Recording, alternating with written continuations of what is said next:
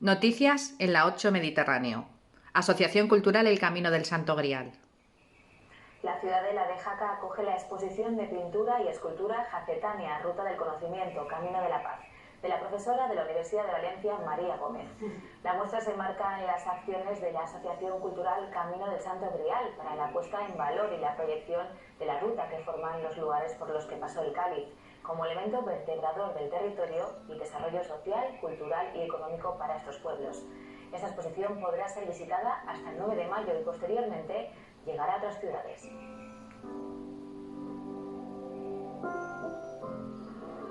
¿Qué podemos encontrar? Arte, cultura, amor, no sé, muchas cosas. Esto lo he expresado yo de una forma plástica, haciendo bocetos, trabajos, investigación para hacer lo que es la parte pictórica, pero luego hay una parte sentimental que es la esencia de un camino iniciático que comienza en Jaca, en los Pirineos, y que va a llevar a llegar a Valencia, el Santo Grial, porque es el camino.